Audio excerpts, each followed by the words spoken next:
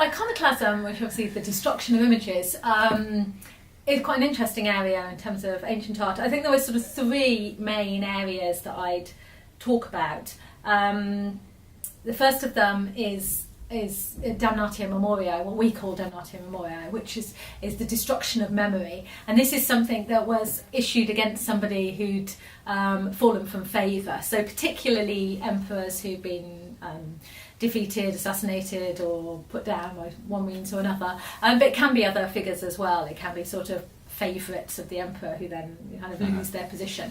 And there's a really nice discussion of it in Juvenal, where he's talking about Sejanus, who's Tiberius's favourite, who is his kind of partner of his labours, who is sort of his right-hand man, and then comes up, sort of gets his comeuppance and gets falls from favour. And then there's a very vivid description of, and I shall read it out because I think it's quite nice of sort of how it's sums up the kind of the way that the destruction of his images is almost like destroying Sejanus himself. So the images are there as a kind of replacement for Sejanus. So this is Juvenal Satire 10, so obviously writing quite a long time after the event. Now the flames are hissing amongst the roar of furnace and of bellows. The head of the mighty Sejanus, the darling of the mob, is burning and crackling. And from that face, which was but lately second in the entire world, are being fashioned pitchers, frying pans and slop pails. And so you've got this idea, you know, you're kind of, it sounds as though you're actually destroying Sejanus, but you're not destroying a statue of Sejanus. And then his point is that the bronze that this statue has been made from has been melted down and turned into all sorts of, you know, mundane kind of items for throwing out your waste or whatever. But so there's this sort of polarity between the importance of the portrait and the mundanity of what it's turned into. But it's also very much this idea that, you know, when people are angry with someone, they want to destroy something, so they destroy the images. And we find that quite a lot for defeated emperors afterwards. And you see it also not just then their images, but also their titles, their names on inscriptions. They don't necessarily try to hide the fact that this has been removed. So sometimes you get portraits recarved or something like that, but sometimes it's the erasure that's important in itself. Seeing that there's a gap there, it reminds you that this is someone who's been kind of whose memory has been damned afterwards.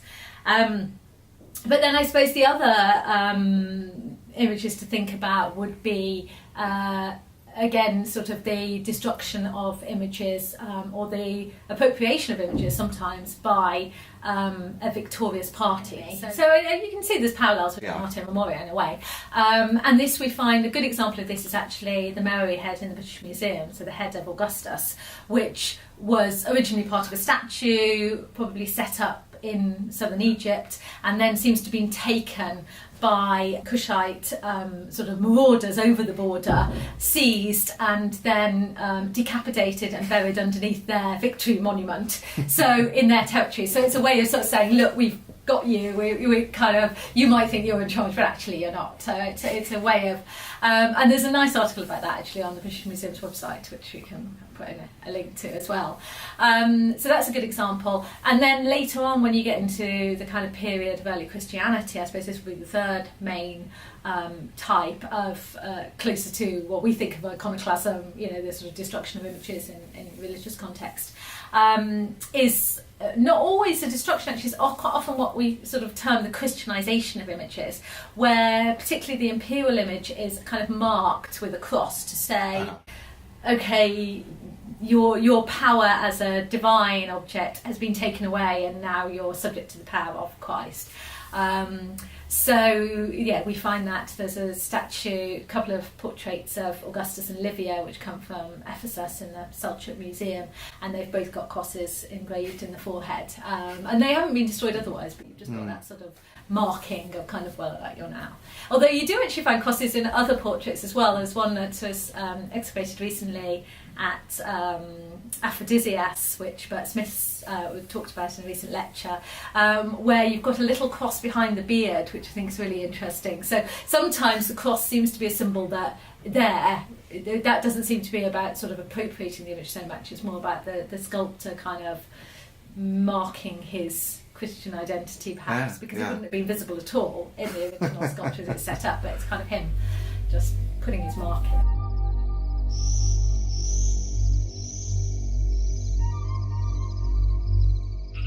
That's a really good question, because I think it has to do a bit of both in a sense. So, you know, obviously the sort of most instinctive answer to the question is to go, it sort of records history, that, you know, you have these people who secured a victory or whatever, and then they put up a monument to record it, and you've got triumphal arches, for example the Arch of Titus in Rome, with the kind of all the spoil that's been brought back from Jerusalem, and you think, oh, that's a kind of record of history.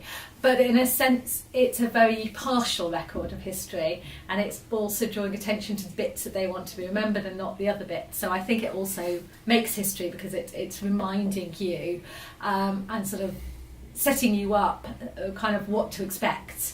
And I think, again, kind of going back to funerary monuments, you can see that very much there. So in Attic funerary stele, for example, where you often get images of kind of family members, and they're the image of women. They're usually seated either with sort of jewellery cases or children on their laps, or, you know, so the sort of setting up the expectations of what it is to be an Athenian woman. It's about being indoors, it's about adorning yourself, it's about being a mother, it's about, you know, all of those sort of traditional feminine virtues. Now, those particular women may have spent all their time doing that, or they may not have done. And sometimes the inscription actually says what you think is kind of a mother and child turns out to be a grandmother and grandchild. So it's quite, sometimes the inscription doesn't sort of shows you that the image isn't quite what you think it might have been.